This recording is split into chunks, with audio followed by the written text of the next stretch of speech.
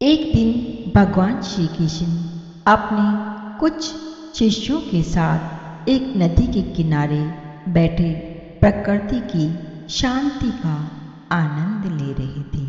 कुछ समय बाद एक शिष्य ने प्रश्न किया, हे भगवान श्री कृष्ण, क्या आप हमें बता सकते हैं कि सच्ची भक्ति क्या है? एक सच्चा भक्त वास्तव में भक्ति का अभ्यास कैसे करता है?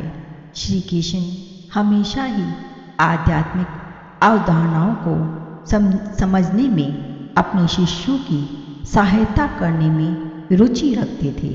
इसलिए उन्होंने उस शिष्य से कहा, तुम नदी पर जाओ और नदी के तल से एक पत्थर उठाकर मेरे पास ले आओ।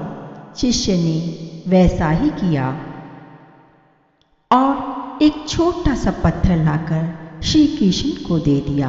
श्री कृष्ण ने कहा, देखो यह पत्थर बाहर से कितना गीला है, अब इस पत्थर को 2 टुकड़ों में तोड़ दो। शिष्य ने एक बड़ा पत्थर उठाया और उससे उस पत्थर को आधा तोड़ दिया। श्री कृष्ण ने कहा, देखो यह पत्थर बाहर से गीला होने पर भी अंदर से एकदम सूखा हुआ है। यह उन भक्तों की तरह है जो केवल बाहरी तौर पर ही ईश्वर के प्रति भक्ति और प्रेम से ओतप्रोत होते हैं और केवल तभी तक जब तक वे आध्यात्मिक वातावरण में आदर्श परिस्थितियों में रहते हैं, उनका भीतरी भाग अप्रभावित ही रहता है, पूरे समय शुष्क ही रहा। और जिस क्षण उन्हें उस आध्यात्मिक वातावरण से हटा दिया जाता है, उनकी भक्ति लुप्त हो जाती है। शिष्य ध्यान से सुन रहे थे। तब श्री कृष्ण उठे और नदी के पास गए और अपने पीतांबर के किनारे को पानी में डुबो दिया। वे इसे वापस शिष्यों के पास लाए और कहा, देखो ये दागे कैसे भीग गए हैं कि इनमें से पानी टपक रहा है। अधिकतर भक्त ऐसे ही होते हैं।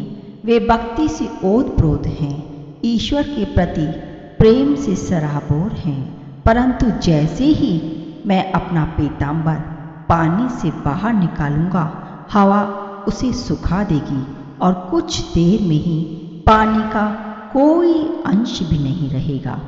तो इस तरह जब ये भक्त धर्मपरायण गतिविधियों से घिरे होते हैं और आध्यात्मिक संगति में होते हैं तथा ध्यान, प्रार्थना और पूजा करते हैं, तो वे भक्ति से संतृप्त होते हैं।